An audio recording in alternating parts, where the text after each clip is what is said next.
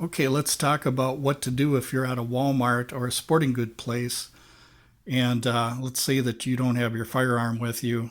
You can't open or concealed carry because of the policy. And let's say that you choose to abide by the policy. Some won't, but some will, depending on how you evaluate the situation and the consequences that could become of that situation if you were to use your firearm in a place where firearms are not allowed. But I'm going to give you some alternatives here. The first alternative is knowing where everything is in the store, knowing where there's different types of weapons in the store that you can use that nobody thinks about, like air guns and knives. And another thing is fire extinguishers, which provide concealment. They're not cover, but they do create a lot of smoke, and that can help in some ways too. Now, what you do is you memorize the aisles where the knives and the air guns are, and you have to know how to use these things too. You can't just know where they're at, you have to know how to use them.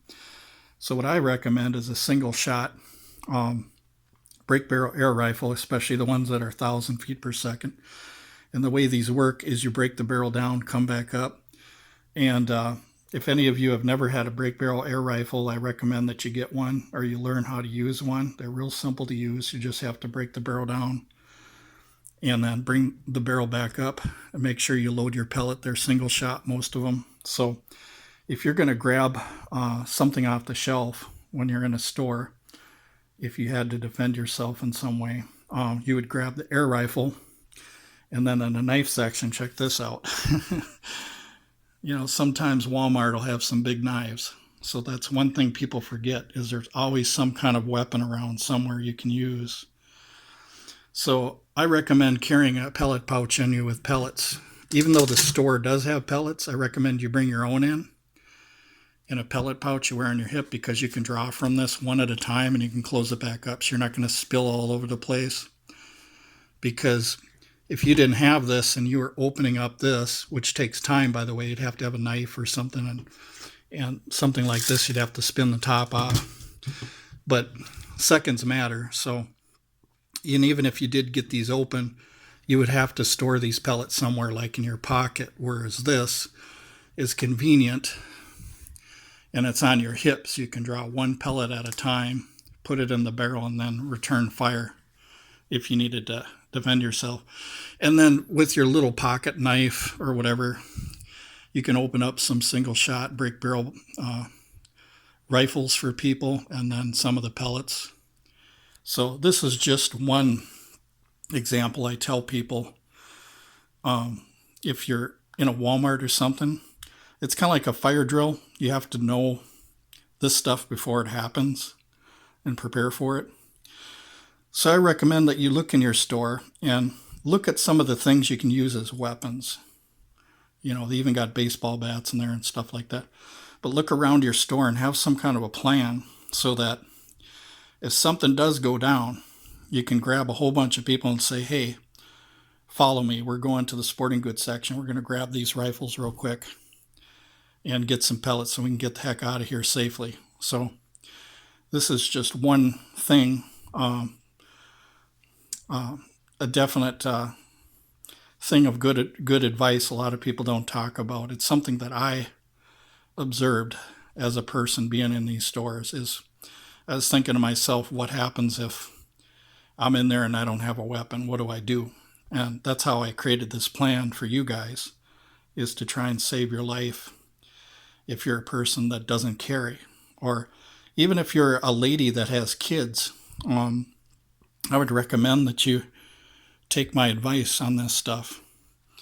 And I would recommend that you learn how to use a break barrel air rifle, being sure you can just buy one so you know how to break the barrel and bring it back up and load the pellet and shoot it, and target practice with it. At 25 yards, hit pop cans. Just get good with it and practice. So, but anyway, hope you guys appreciate the video. This is some advice that a lot of people, sometimes they'll push this stuff under the rug and they don't even know that there is a way to defend yourself. It's just that you have to have a plan and you have to have the mindset of being prepared before you go into the store. And one of the two ways to do that is have a pocket knife so you can open up packages. And the second thing is having a pellet pouch that you can wear right on your belt loop. So the pellets are in here. So now if I go to that section, I have my own pellets that I can use right here, rather than taking the time to open up a bunch of these, because somebody else could be opening these and giving them to people, and somebody could be opening boxes with air rifles in it. A lot of times you'll see air rifles now with the 10-shot magazines or whatever, but I would grab the single-shot ones. Pump air rifles are difficult because you have to pump them. So whenever Walmart has these spring piston type rifles where you break the barrel and bring it back up to charge it, them are usually going to be at like 1,000 feet per second or something like that. So you got some good power there.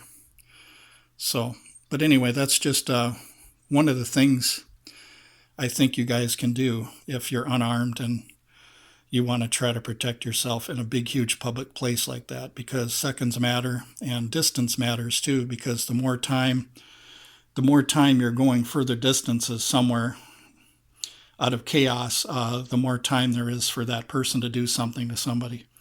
So you want to know where that section is so you can get to safety and use some of these weapons if you have to. Try to retreat, try to find a place to get away rather than confront if you can.